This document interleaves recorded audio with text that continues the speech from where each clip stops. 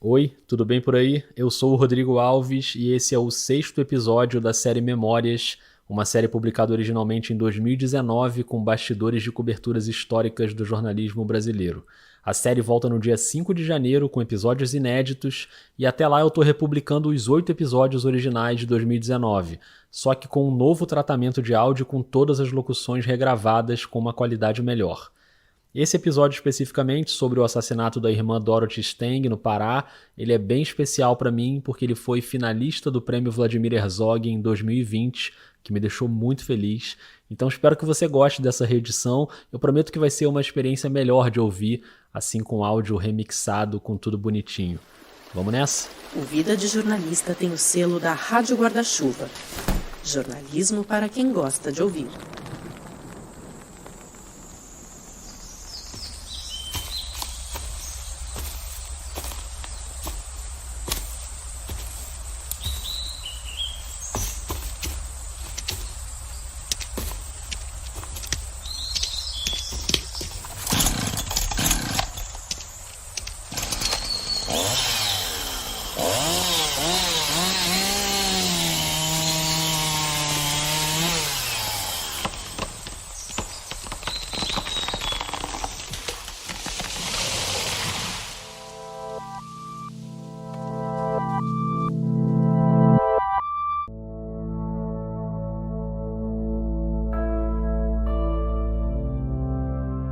Memórias, uma série do podcast Vida de Jornalista.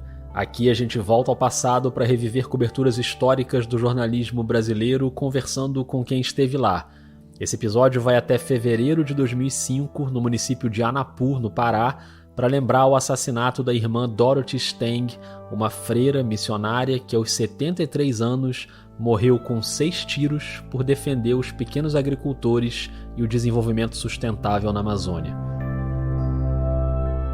Quem ajuda a gente a recordar essa história é a Helena Palmquist, jornalista do Ministério Público Federal do Pará, que já trabalhava lá naquela época e conhecia muito bem a irmã Dorothy.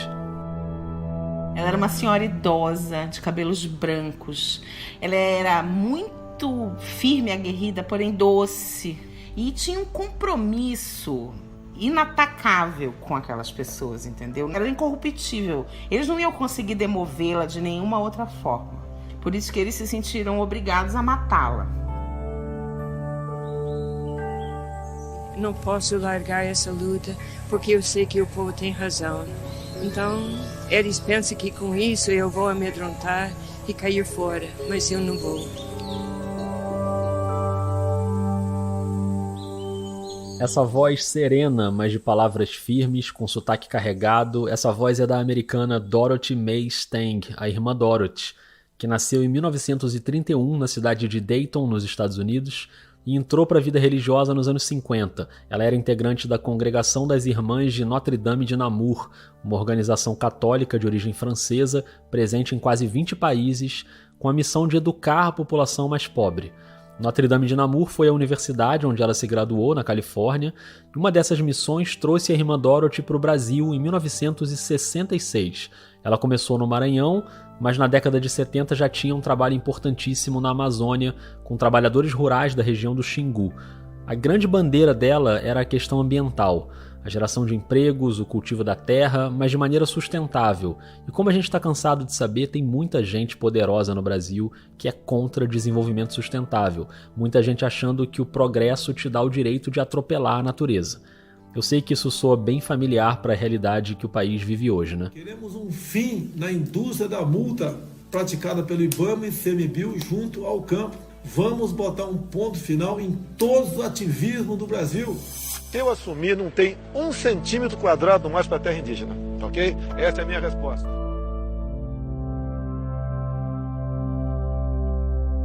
Mas quem defende a Amazônia sofre há bastante tempo e a irmã Dorothy pagou com a vida. No dia 12 de fevereiro de 2005, às 7h30 da manhã, numa estrada de terra a 53 quilômetros da sede do município de Anapur, no Pará, ela tinha a Bíblia na mão quando levou 6 tiros. Um na cabeça e 5 em outras partes do corpo quando ela já estava caída no chão.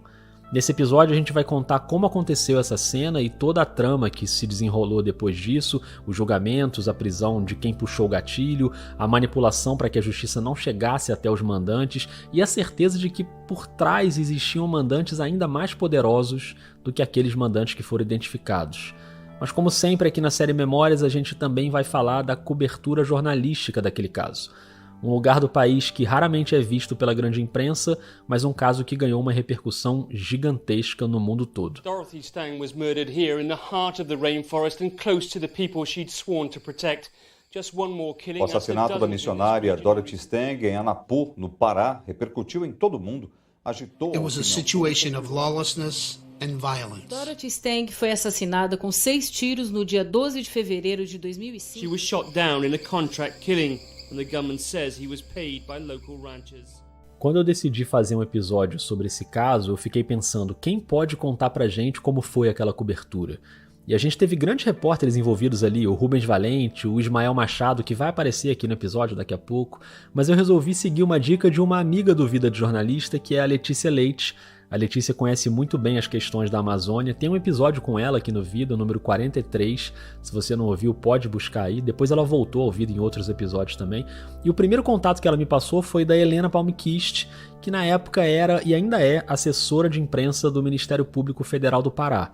O MPF teve um papel fundamental na época do crime para que houvesse justiça, e a Helena, que já era muito envolvida com as questões da região, ela acompanhou toda a cobertura naquele momento, auxiliou os jornalistas do Brasil todo e de outros países. E, além de tudo, ela é uma estudiosa dessas questões, inclusive na área acadêmica. Então eu entrei em contato com a Helena, ela mora em Belém, e a gente combinou uma conversa por Skype. Olá. Oi, Rodrigo, tudo bom? Tudo bem. Foi mal a demora, tava esperando dar uma acalmada aqui, mas agora tá mais tranquilo. Eu acho. Tô gravando, tá? Ok, então vamos lá, deixa eu colocar aqui, já tá gravando, aí tá gravando também, né? Tá, tô gravando.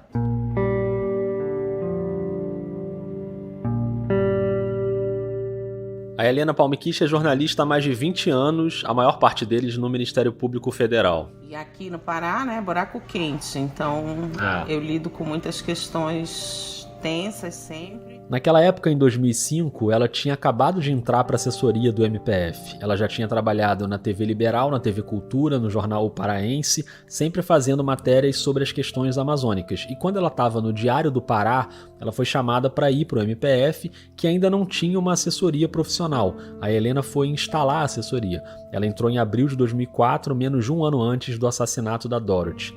Na época eram só 3 procuradores do MPF no Pará inteiro, em 2019 já eram 28, a estrutura evoluiu bastante, mas na época eram esses 3 procuradores e a Helena com um computador e um fax tentando emplacar essas pautas importantes sobre questões ambientais e conflitos agrários. E a irmã Dorothy já era uma figura muito presente nessas pautas. Eu conhecia ela ia muito lá no MPF. Eu acompanhava reuniões em que ela estava para fazer uma matéria, para cavar uma pauta e tal, mas não deu tempo da gente ficar muito próxima, porque ela morreu muito rápido. Porque qual era a luta da irmã Dorothy? Ela viveu mais de 40 anos ali na Transamazônica, no Anapu, né? Que é o município onde ela viveu e morreu. E ela dizia que ela começou a ver, porque o Fernando Henrique tem muita relação com a hidrelétrica de Belo Monte, tudo que acontece ali, né? O Fernando Henrique anunciou no final do governo dele que ele ia construir Belo Monte. E isso já atraiu imediatamente um grande contingente de famílias pobres, desesperadas para lá. Para quem não sabe, Belo Monte é uma usina hidrelétrica gigantesca que até hoje não está 100% em funcionamento e teve a construção paralisada várias vezes por causa de protestos de ambientalistas, de povos indígenas, desde os anos 80.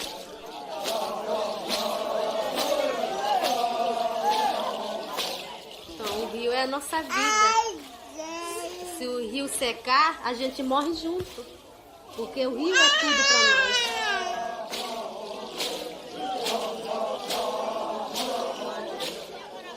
Em 89, por exemplo, teve o encontro dos povos indígenas do Xingu, em Altamira, e a cena famosa da Índia Tuíra encostando a lâmina do facão no rosto do então presidente da Eletronorte. Irritados, os índios começaram a argumentar.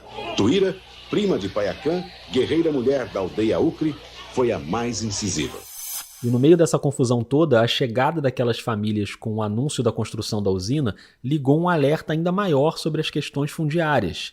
E a irmã Dorothy sabia que aquilo ia dar trabalho. E ela contava isso, que ela viu chegar aquelas famílias na praça central de Anapu. Anapu é um município minúsculo até hoje, naquela época era muito menor. E aí ela sabia que tinha um monte de terra pública lá, sem ninguém, só servindo para grileiro ou desmatamento ilegal. E ela botou o povo na terra. E a luta dela era para criar assentamentos. Ela tinha uma visão muito avançada para a época e até para hoje, né? De que o assentamento ele tinha que conviver com a floresta, entendeu? Não podia derrubar tudo. Então ela é uma das pessoas responsáveis pela criação de uma figura dentro da Organização Fundiária Brasileira, que é o PDS. O PDS é o Projeto de Desenvolvimento Sustentável. É fundamental nesse episódio a gente entender o que é isso. É um modelo de assentamento para os agricultores familiares conseguirem explorar a floresta de um jeito sustentável. Esses PDS são lotes de terra que deviam abrigar centenas de famílias usando esse modelo, mas essas terras são constantemente invadidas por fazendeiros e madeireiros, gente disposta a derrubar árvore e plantar capim para a criação de gado. Essa era uma grande luta da irmã Dorothy. E este povo vinha a trabalhar a terra de uma maneira que dá mais vida à terra. Ele não vai destruir a Amazonas. Ele vai ter sua lavoura branca de uma maneira um pouco mais limitada, em harmonia com o que já existe na natureza. E aí ela ia ao MPF, como eram terras públicas federais, a gente estava pressionando o INCRA para conseguir a decretação dos assentamentos. As terras eram todas federais, tinham fazendeiros e grileiros que queriam ficar com essas terras, né? E ameaçavam com os poceiros, etc. Então isso era uma guerra, era uma luta. Desde que foi implantado pelo INCRA o programa PDS, Projeto de Desenvolvimento Sustentável, o município de Anapu está vivendo momentos de muita tensão. Nossa situação aqui no Pará é muito precária. A oposição é tão forte porque o desejo de controlar toda essa natureza é muito grande. Então, essa tensão que nós estamos passando é muito difícil. E para mim é difícil porque eles tentam até acusar nós de estar provocando esta. Eu fui dado no município pela prefeitura e a Câmara Municipal persona não grata, porque eles acham que serraria é a vida do município. E esses recados dizem o quê? Que eu estou atrapalhando a vida do município. Apenas diz que se eu entro lá, eu morro. Essa história de que a irmã era o anjo da Transamazônica é mentira. Isso não existe, tá? Ela criou aqui o tal do maldito PDS de goela abaixo, empurrando o pessoal, sem discutir com a sociedade. Esses áudios que você ouviu, e esse último foi dentro da Câmara Municipal de Anapu, tudo isso eu tirei de um documentário de 2008 chamado Mataram Irmã Dorothy. O diretor é o americano Daniel Young, que depois ganhou o Oscar de melhor documentário em curta-metragem com o Saving Face, que ele fez em parceria com a paquistanesa Sharmin Obaid Chinoy, sobre os ataques com ácido contra mulheres no Paquistão.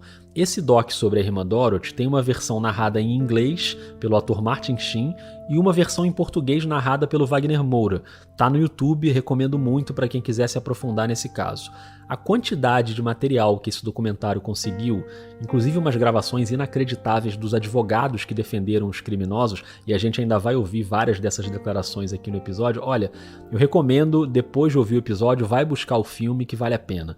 Pode buscar pelo nome, Mataram Irmã Dorothy, e como dá para perceber naquela gravação dentro da Câmara de Vereadores, tinha muita gente disposta a barrar o trabalho da missionária, inclusive usando a velha estratégia de tentar destruir a reputação da pessoa. Aí a irmã Dorothy começa a ser acusada, isso em 2004, né, quando eu entrei na MPF, começa a ser acusada pela Polícia Civil no Anapu de tráfico de armas. Fizeram um inquérito, colocaram ela como indiciada. E aí o pessoal que trabalhava com direitos humanos deu um prêmio para Dorothy em 10 de dezembro de 2004, que é o Dia dos Direitos Humanos. Ela foi receber esse prêmio. A gente já sabia que ela estava muito ameaçada, a situação dela estava muito complicada. A gente pediu proteção policial, mas ela não queria deixar de poder ir nos assentamentos. E se ela tivesse com a polícia, ela não ia poder. Então ela recusava. Caramba. Ela era uma ferinha muito corajosa.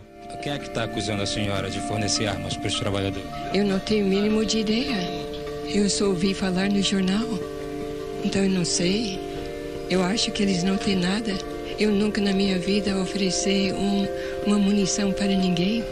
Então é uma uma montagem para derrubar o povo. Montagem de quem? De alguém que está querendo ficar com as terras.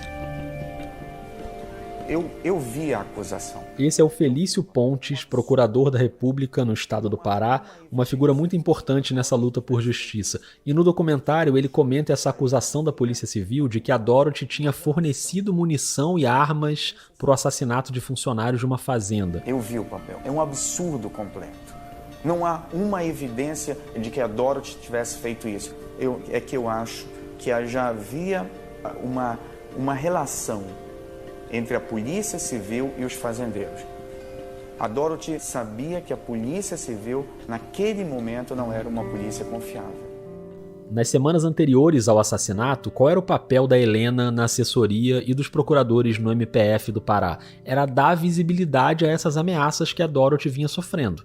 E a situação estava chegando perto de um limite muito perigoso. A Dorothy falava com todas as letras que estava sendo ameaçada pelo Regivaldo Pereira Galvão, fazendeiro que tinha o apelido de Taradão. A gente já vai falar um pouco mais sobre ele. Quem que está comandando hoje as ameaças? Quem é que está por trás? Nós sentimos que é Taradão, que é Regivaldo Pereira Galvão. Eu acho que eles querem me tirar do meio, porque eu sinto muito que eu não posso...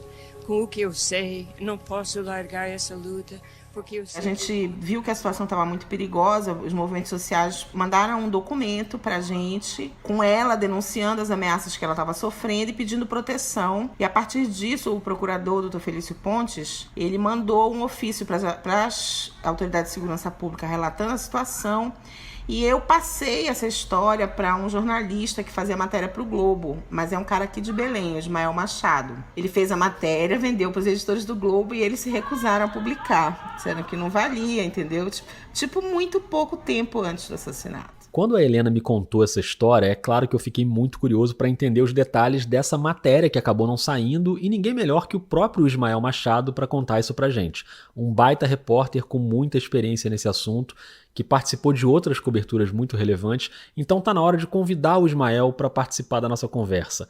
A gente se falou pelo áudio do WhatsApp, então conta pra gente, Ismael, o que significou aquela cobertura para você e como foi a história da entrevista com a Dorothy que não foi publicada a tempo de amplificar a denúncia daquelas ameaças.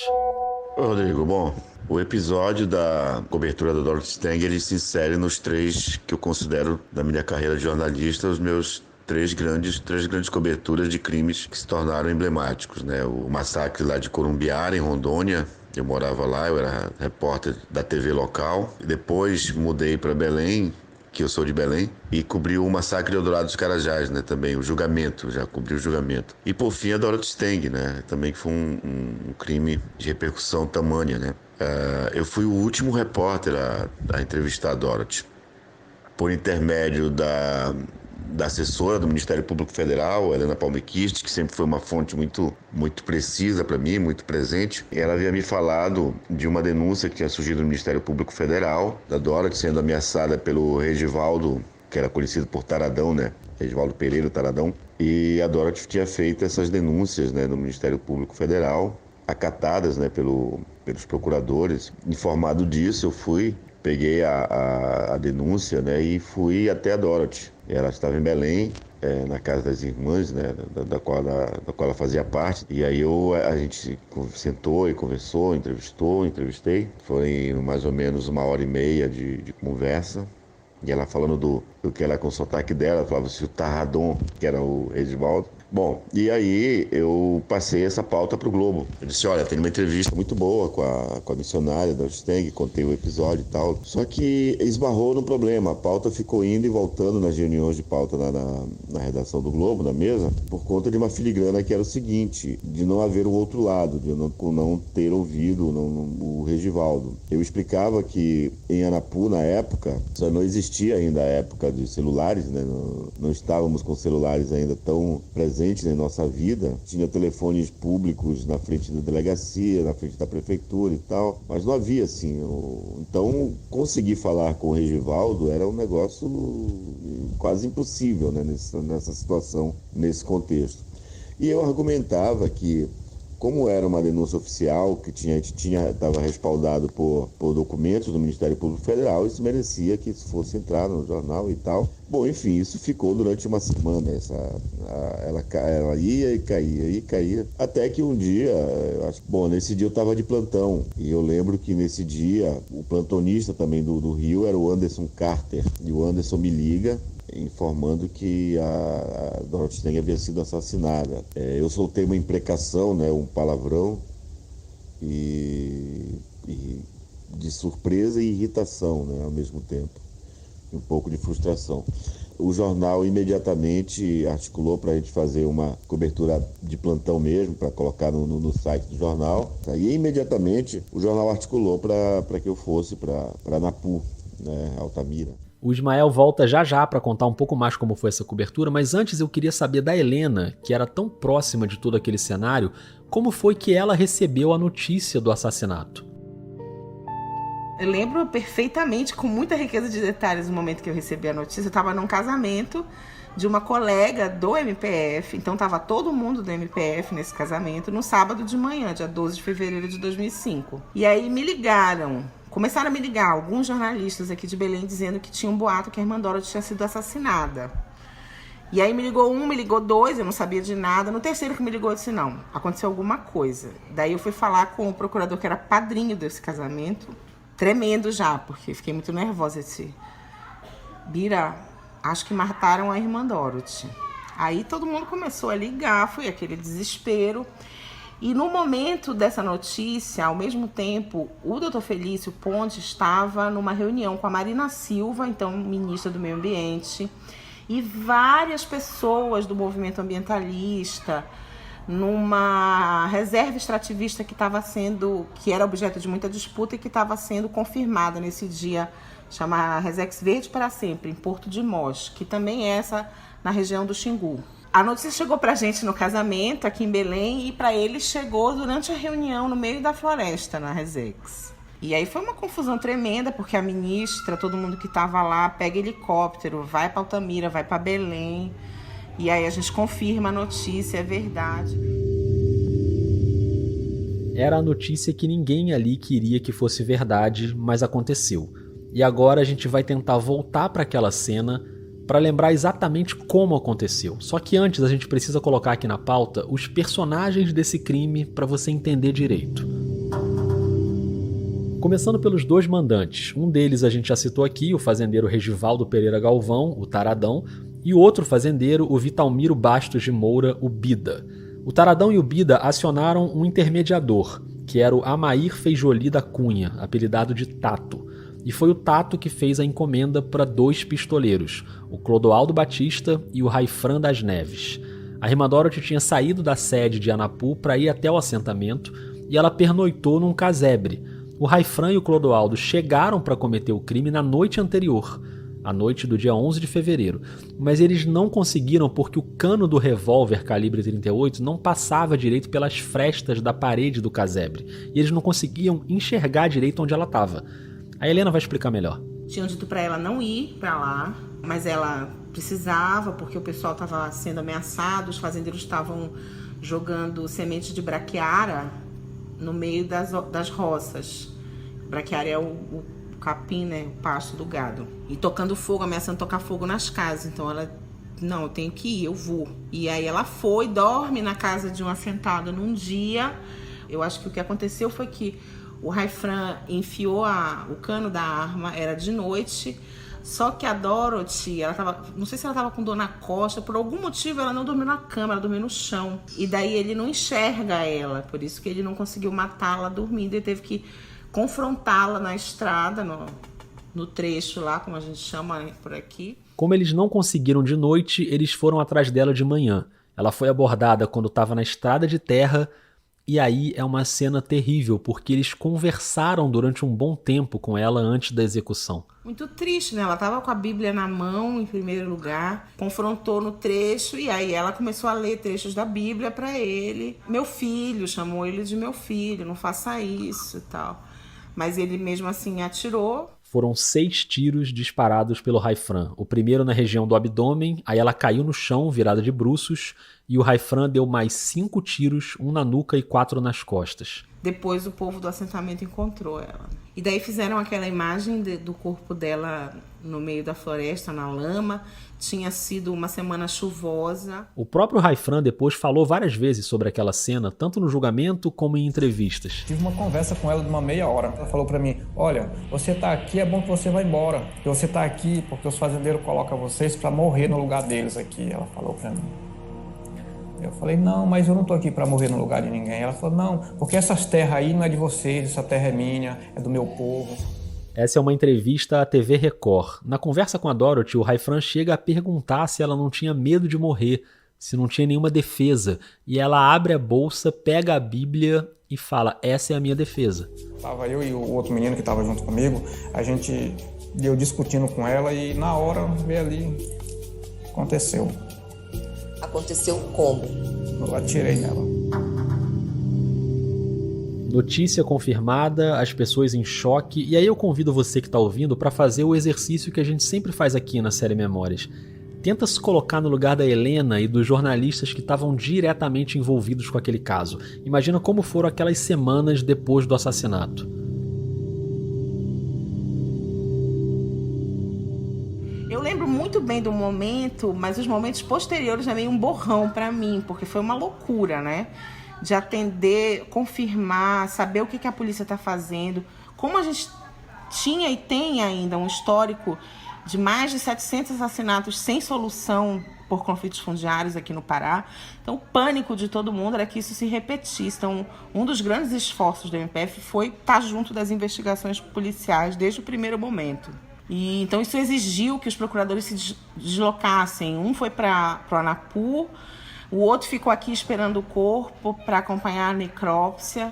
E o Procurador-Geral da República, na época, o Cláudio Fonteles, cancelou tudo, pegou um avião, veio para Belém, chegou no domingo à noite. E aí foram semanas de uma repercussão mundial que eu nunca tinha visto antes e que eu só vi de novo agora, nessa semana dos incêndios.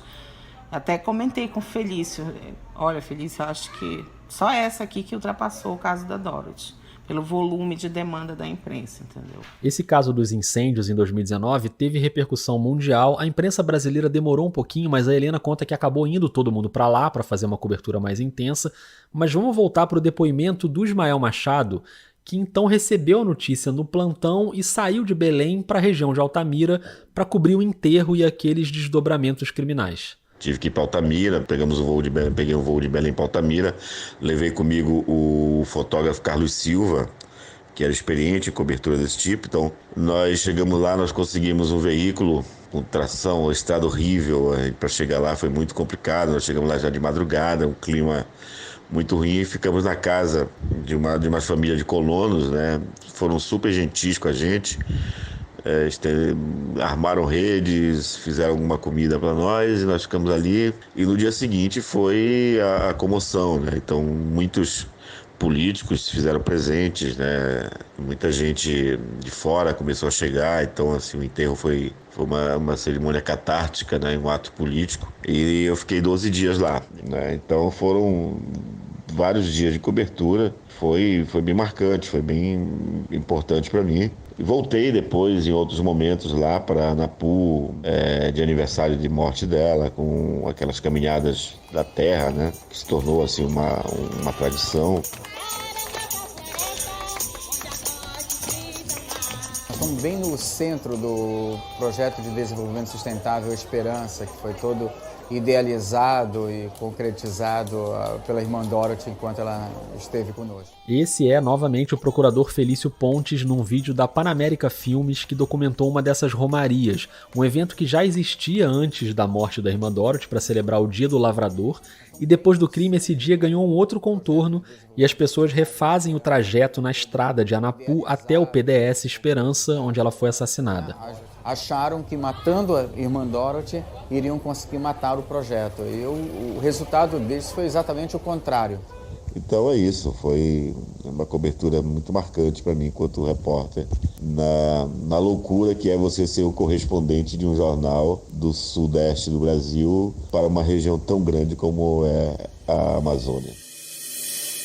Aquilo que a gente tenta vender como pauta durante meses De repente tem 100 jornalistas querendo. E aí eu tinha que dar conta de atender todo mundo, marcar entrevista para todo mundo, passar informação para todo mundo, explicar como chega no Anapu, quem pode ajudar, onde pode contratar carro, de tudo que tu podes imaginar. Desde informação até logística, porque o Anapu tinha um hotel com 2 quartos nessa época. Eu não sei nem como que os jornalistas fizeram para dormir lá. No primeiro momento a gente achou não vai ter repercussão. Eu até estava revendo essa cobertura outro dia para fazer um relatório. E no sábado saiu uma notinha na Folha. Foi o único jornal que deu, porque foi de manhã, os jornais já estavam fechados, saiu uma notinha na Folha.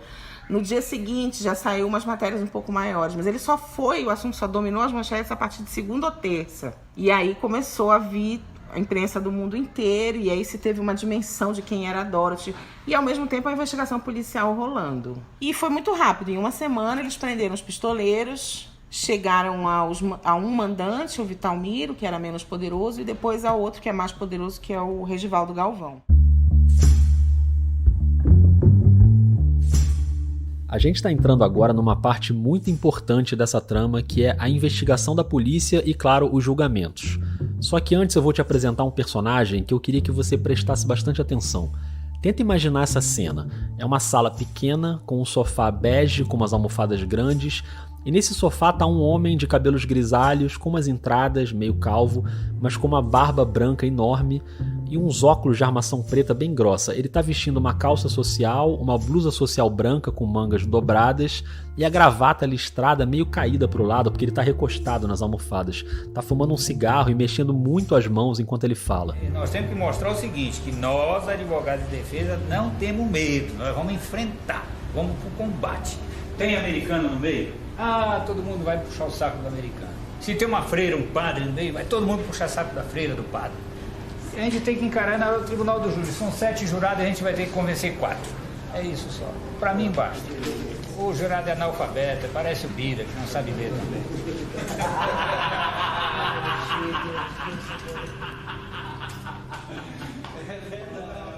Esse homem se chama Américo Leal e essa é uma cena do documentário que eu citei ainda há pouco. O Américo é um advogado criminalista famoso por defender grandes fazendeiros e madeireiros no norte do país. Ele defendeu, por exemplo, o coronel Pantoja, da Polícia Militar, condenado pelo massacre em Eldorado do Carajás em 1996, quando 19 trabalhadores rurais foram assassinados. No caso da irmã Dorothy, o Américo foi contratado pelo Vitalmiro, o Bida, né, que era um dos mandantes, e ele defendeu não só os mandantes, como os pistoleiros também. O documentário Mataram a Irmã Dorothy tem várias imagens dele em reuniões com a equipe dos advogados de defesa, que é o caso dessa fala que você ouviu, e os advogados reagem com essas risadas, e ele usa muito a estratégia de tentar destruir a reputação da missionária. A Dorothy era uma pessoa mandada ao Brasil como agente do governo norte-americano para fazer levantamento na área da Amazônia, não é? Para uma posterior colonização norte-americana. Sabe também que a Dorothy, ela não era freira, que ela promovia essas invasões, ela foi expulsa do Brasil, aí chegou lá na América do Norte, vestiu o vestido de freira, voltou pra cá, entrou como freira e aí tá como freira, entendeu? Essas risadas são meio assustadoras, né? E assim como a gente acha assustadora a onda de fake news que rola hoje em dia, lá em 2005 já tinha essa estratégia de inventar informação falsa e espalhar. Mas não tinha WhatsApp naquela época, então isso ficava muito restrito. Hoje eu imagino que ia ser esses fake news que estão rolando sobre os incêndios, quem tocou fogo foi as ONGs. Pô, hoje até o presidente da República fala um negócio desse, entendeu? Naquela época isso era impensável, havia uma gravidade. E mesmo assim, ainda que no boca a boca, sem WhatsApp, mas os advogados, os fazendeiros, todo mundo tentava ao máximo derrubar a imagem da Dorothy. E aí eu quis saber da Helena, que conheceu e conviveu com a Dorothy, por que ela era essa pessoa que assustava tanto os poderosos a ponto de acontecer o que aconteceu. Primeiro, uma pessoa de imensa coragem, como poucos que eu conheci e vi atuar na vida. Claro que aqui tem muita gente muito corajosa na Amazônia, principalmente nessas situações. Mas ela, e além de ser muito corajosa, ela era uma freira. Ela era uma senhora idosa, de cabelos brancos. Ela era muito firme e aguerrida, porém doce.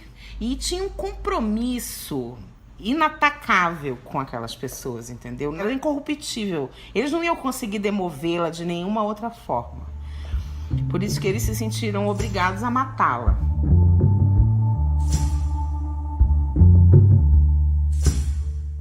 E quando a irmã Dorothy foi morta, como a Helena já tinha falado, logo prenderam os 2 pistoleiros. O Raifran, que fez os disparos. Eu não sabia mais o que fazer da minha vida, não. Quando eu disparei, fui pensar depois que eu tava na mata lá e... O Clodoaldo, que estava com ele na hora do crime. A gente encontrou com ela parou conversando com a gente e de repente ela falou que sobre a questão daquela terra, que era pra gente sair dali, que a gente tava poluindo o meio ambiente.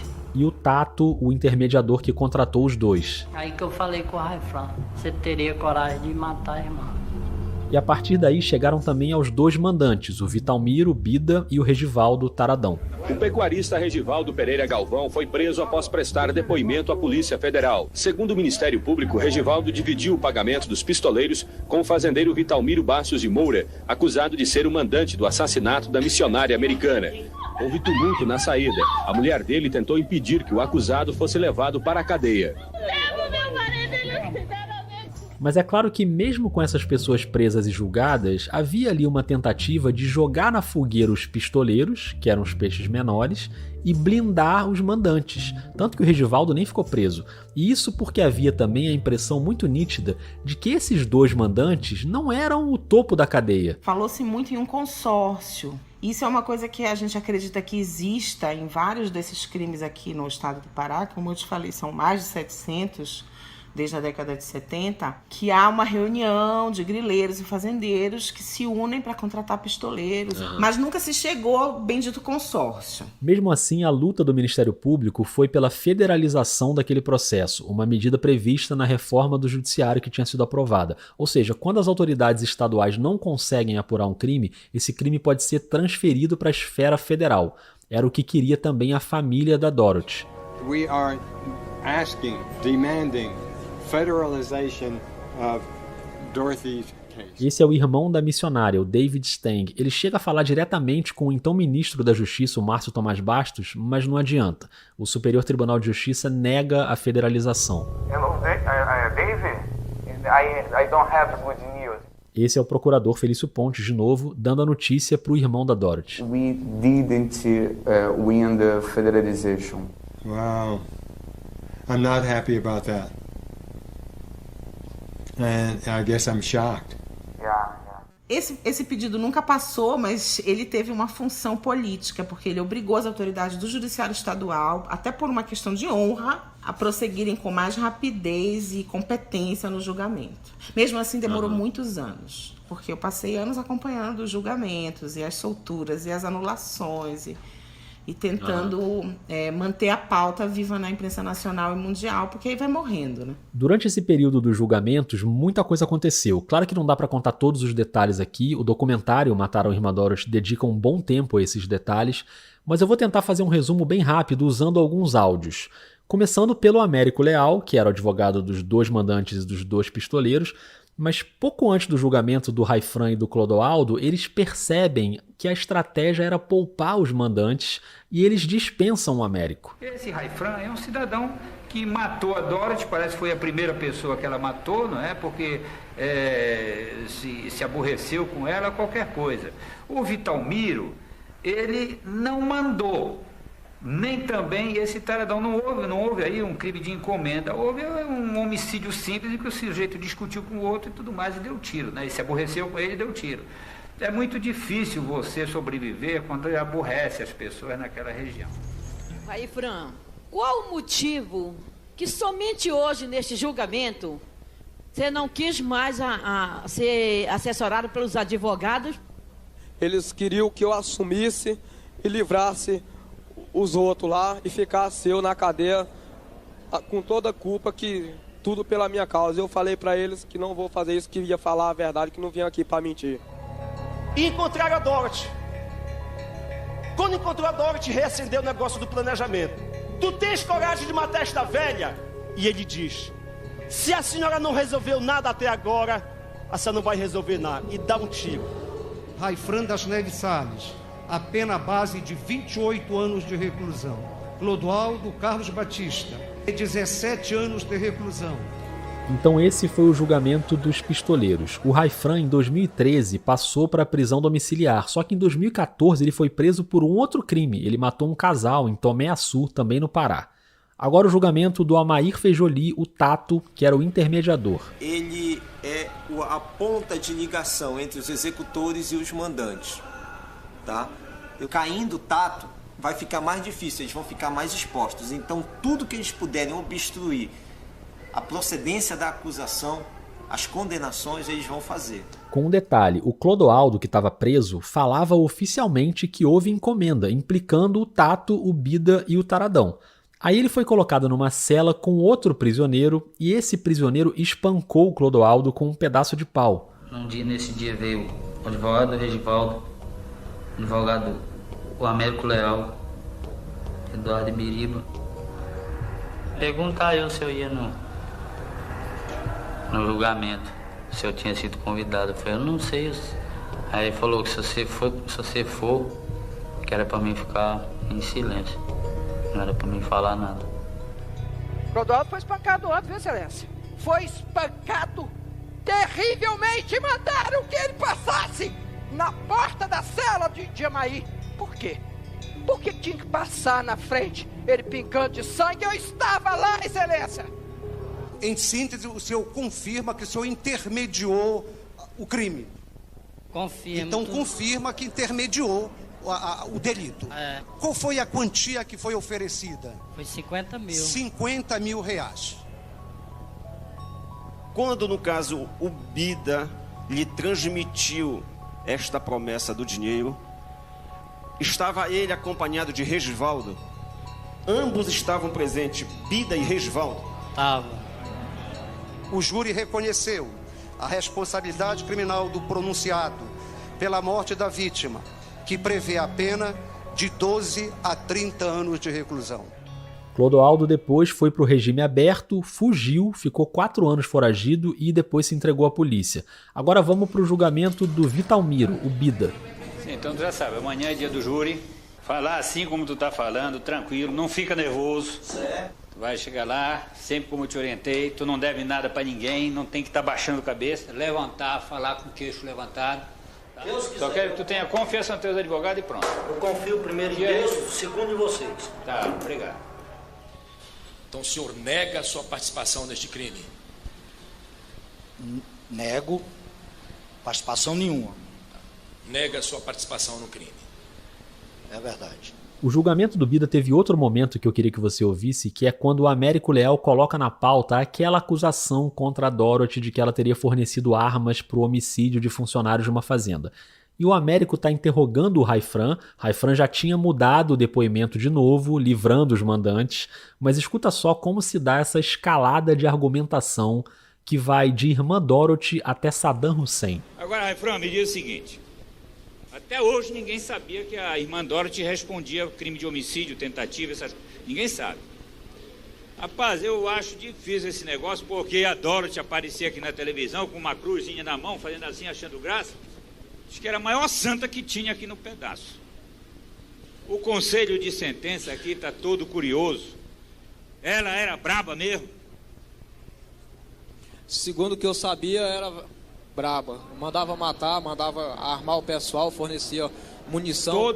Quer dizer que o pessoal da Dorothy não dava refresco para ninguém. Vacilava, passava bala mesmo. Lá nós estava sendo ameaçado e eles iam matar nós ali. Quem era Dorothy Stang? E quem é esse tal de povo norte-americano? Se vossas excelências forem fazer um mapa, por onde ele anda é um rastro de violência, um rastro de sangue, um rastro de desgraça. Disseram que o Saddam Hussein tinha arma química e invadiram, mataram gente, mais de 1 milhão de pessoas. É este o DNA que gerou a Dorothy. O DNA da violência. O DNA do matar. Em Guantánamo, onde tem essa prisão norte-americana, eles torturam as pessoas. Olha só. Vossas Excelências estão aptos a votar, a julgar? Vamos à votação, por favor. Os jurados acabaram não comprando essa argumentação do DNA violento dos americanos e o Bida foi condenado. O júri aceitou a tese do Ministério Público de crime de homicídio duplamente qualificado por maioria de votos. Além de perversa e covarde, quando destruiu a vida de uma anciã indefesa, pelo fato de a justiça ter o dever de reprimir rigorosamente a conduta do réu, condeno Vitalmiro Basto de Moura a pena de 30 anos de reclusão. Quem recebia pena superior a 20 anos tinha direito a um segundo julgamento. Nesse segundo julgamento, o Bida foi absolvido, mas o Ministério Público recorreu e anulou, e ele foi condenado de novo a 30 anos. O Regivaldo Taradão, que era um dos maiores latifundiários da região, ficou pouco tempo preso na época. Depois de 1 ano e 4 meses na prisão, Regivaldo Pereira Galvão, um dos mandantes acusados do assassinato da irmã Dorothy Stang, entrou com pedido de habeas corpus ao Supremo Tribunal Federal. Numa acariação entre Regivaldo e o intermediário Tato, Regivaldo negou qualquer envolvimento com o crime. Eu não fiz negócio contigo, eu vendi essa terra para lá, eu não tinha interesse nenhum em relação... Esse habeas corpus saiu e mesmo com a condenação a 30 anos de prisão, que tinha acontecido em 2010, depois com a pena reduzida para 25 anos, ele conseguiu uma liminar do Supremo e foi preso de novo só em abril de 2019. A Polícia Civil do Pará cumpriu o mandado de prisão contra o fazendeiro Regivaldo Pereira Galvão em Altamira, nesta terça-feira. Ele vai cumprir 25 anos de prisão em regime fechado pelo crime ocorrido em Anapu, há 14 anos. A relação mais difícil de fazer foi com o Regivaldo, que era um cara mais poderoso, que só foi preso esse ano. Olha só quanto tempo depois do assassinato. Ele só foi preso para cumprir pena esse ano, porque é o cara que tinha cacife para pagar advogados, para conseguir habeas corpus, trancamentos processuais, enfim, usar de todos os recursos previstos no Código Penal, né? No processo penal. Então ele foi o último a ser preso. Tanto que todos já cumpriram pena. Ele começou a cumprir pena agora.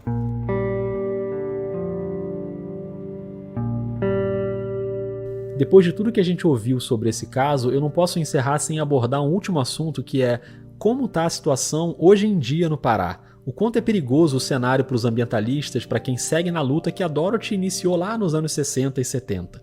E para isso eu quero colocar aqui na conversa o Victor Ferreira, repórter da Globo News, que em agosto de 2019, pouco antes da publicação desse episódio, ele esteve em Anapu, conversou, por exemplo, com a irmã Jane, né, ou a irmã Jane, que é contemporânea da Dorothy, e ele produziu um documentário especial sobre a Amazônia e desmatamento, dividido em 3 partes, que a Globo News exibiu. Eu mandei um e-mail para o Victor e pedi para ele contar um pouquinho para a gente como foi essa viagem e o que ele viu por lá. Fala, Rodrigo, bom dia. Ele me respondeu com um áudio numa manhã de sábado. Aqui é o Victor, respondendo o teu e-mail aqui por áudio. Obrigado pela lembrança e pelo convite. Um mês atrás a gente foi para Anapu, no Pará, para mostrar um pouco a situação da Amazônia, tanto em territórios indígenas como em assentamentos da reforma agrária. Sobre a reforma agrária especificamente, nós conhecemos a irmã Jane Dwyer, que é uma religiosa da congregação de Notre Dame de Namur, que é a mesma congregação da irmã Dorothy. Com licença. Olha, logo na entrada da casa tem uma imagem da irmã Dorothy. Tudo bem? Tudo bem, você? Tô vendo que a imagem da irmã Dorothy tá por toda a casa, né? É, porque ela faz parte da história de Anapu e de nós aqui. A irmã Jane começou o trabalho dela lá quando a Dorothy ainda estava viva. Elas viveram juntas, trabalharam juntas. E quando a Dorothy foi assassinada em 2005, a irmã Jane continuou com mais uma outra religiosa. Elas continuaram o trabalho da Dorothy na região. E agora, quase 15 anos depois, a vida ainda está sob ameaça. Assim. A vida das duas irmãs, especificamente. Muitos trabalhadores rurais. Só nos últimos 5 anos, 13 lideranças e trabalhadores rurais foram assassinadas em Anapu, segundo a Comissão Pastoral da Terra. Um levantamento da CPT revela que nos últimos 5 anos, 227 lideranças e trabalhadores rurais foram assassinados no Brasil. 73 mortes foram só no Pará, o estado mais violento do país para quem vive no campo. Só aqui em Anapu foram 13 assassinatos nesse período. Erasmo teme ser o próximo. A gente vai para o núcleo do assentamento da comunidade, tá? Conhecer em local a comunidade, tá? Que sofre bastante com ameaças E mesmo assim elas continuam. Tem sempre um clima de tensão no ar, elas relatavam o tempo todo que circula sempre na cidade uma lista de pessoas que estão marcadas para morrer. Aqui sempre tem lista de quem vai morrer. O povo só fala de lista, quem está na lista, de quem está no processo de enfrentar uma bala. E lá foi muito interessante porque a gente viu de tudo. Tem desde invasão a projetos de desenvolvimento sustentável, o PDS Esperança e o PDS Virola Jatobá, que foram idealizados pela Dorothy, eles estão plenamente em funcionamento. Assim, juridicamente não há nenhum tipo de questionamento. As terras são da União, pertencem ao INCRA e são para usufruto dos assentados. Só que não se respeita, então eles invadem para derrubar a madeira da área de reserva legal, ameaçam os assentados que estão ali, ameaçam as irmãs e retiram madeira à noite. O INCRA está sendo cada vez mais esvaziado, eles têm cerca de 14, 13 funcionários para dar conta de 20 cidades e 14 mil famílias. Foi feita uma apreensão pelo IBAMA, uma autuação, vamos dizer assim, e aí nós estávamos tentando conseguir um transporte para tirar, só que os madeireiros ilegais vieram aqui primeiro e retiraram a madeira. Claro, isso sempre existiu, não é de agora, mas este ano a coisa ficou um pouco mais tensa, porque de certa maneira os grileiros, fazendeiros se sentiram mais empoderados com o discurso do atual governo para poder fazer investidas contra essas áreas da União. Mas de maneira geral deu para ver que 15 anos depois, quase 15 anos depois do assassinato da Dorothy, o clima de tensão ainda perdura e se agrava esse ano por conta, enfim, dos discursos todos claros. Não é nenhuma questão de opinião, o próprio governo já se disse contra demarcação de terra indígena, se disse contra esse tipo de assentamento, enfim, então não é um fato, né, que se põe. E está todo mundo com muito medo, mas uma coisa que é muito admirável é a coragem e a força dessas pessoas. A irmã Jane relata as ameaças, mas diz que não vai arredar o pé dali, continua ali, e ela teme, inclusive, que se elas saírem, pode haver uma chacina, ela usou essa palavra, uma chacina grave, porque a presença das duas religiosas ali é também uma maneira de amplificar a voz daquele povo. Nós queremos paz, né? Queremos moradia e paz aqui, é o que nós pedimos. A coragem deles me impressionou muito. Vão continuar ali e esperam ter um desfecho positivo. Mas demanda muita atenção, né, da polícia, do poder público, da justiça, porque de fato o clima ali está bem tenso. Muito obrigado ao Victor por esse relato bem atual e bem relevante, né? Valeu, um abração. A Helena também conhece bem essa realidade de hoje e ela nota uma mudança no modo de operar. Primeiro, em relação aos líderes mais importantes, a estratégia de, em vez de matar, porque a repercussão é muito maior, atacar a reputação com informações falsas. Ela até lembra a prisão, em 2018, do Padre Amaro, uma liderança muito importante desde a época da Dorothy e um herdeiro dessa luta. O padre José Amaro foi preso ontem em Anapu, no sudoeste do estado. O missionário ligado à Comissão Pastoral da Terra é acusado de liderar uma quadrilha que invadia terras públicas e privadas, além de cometer... Tudo foi armado, como é hoje o caso que qualquer situação de defensores dos direitos humanos aqui nesse país, aqui nessa terra, quando não conseguem matar imediatamente, começam a desmoralizar publicamente, como é o caso do Amaro. E a Helena aponta que os assassinatos continuam acontecendo, mas com um perfil diferente. Atacaram menos grandes líderes, entendeu? Ameaçaram menos grandes líderes. Foram mais nos defensores de direitos humanos que ainda não eram reconhecidos, que têm a mesma importância, a mesma estatura, na minha opinião, mas não o mesmo reconhecimento. Não eram tão famosos quanto a Dorothy já era na época que ela foi assassinada. Mas o mais frustrante de tudo foi que houve 16 assassinatos e repercussão nenhuma, entendeu? Porque não eram pessoas famosas. Mas essas 16 vidas contam menos do que a da Dorothy. Pessoas muito jovens, trabalhadores, poceiros, gente que queria só terra. E eu fui lá no passado e conversei com os familiares, então isso pra mim é uma coisa que me choca muito. Porque eu mandei notícia, mandei release, avisei, fiz o que pude, mas não consegui nunca sensibilizar as pessoas, sabe? Obrigado demais por ter batido esse papo, foi super esclarecedor, eu sei que seu trabalho é importantíssimo, fico muito feliz, obrigado por você ter topado e conversar com a gente, valeu. Eu que agradeço, adorei, viu? Que bom. Vamos nos falando. A Dorothy foi um exemplo de vida, o povo da Amazônia, quem cultiva a terra não morre, e ela morreu pela terra. Esse povo tem que agradecer muito a ela, eu não tive a oportunidade de conhecer ela, e hoje tenho uma terra graças a ela.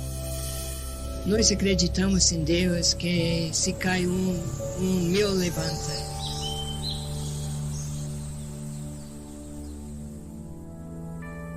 Eu agradeço demais a Helena Palmquist por ter conduzido a gente nesse papo, ao Ismael Machado e ao Victor Ferreira pelos depoimentos e a você que ouviu até aqui. Esse é o 6º episódio da série Memórias, ainda faltam 2, um sobre o acidente com o avião da Chapecoense e o último episódio sobre a Guerra do Vietnã. Todos esses episódios, publicados originalmente em 2019, estão sendo republicados em 2021, porque no dia 5 de janeiro de 2022 começa uma nova leva de episódios inéditos da série. Prometo que vem coisa boa por aí. Enquanto isso, eu sempre lembro, se liga nos podcasts da Rádio Guarda-Chuva.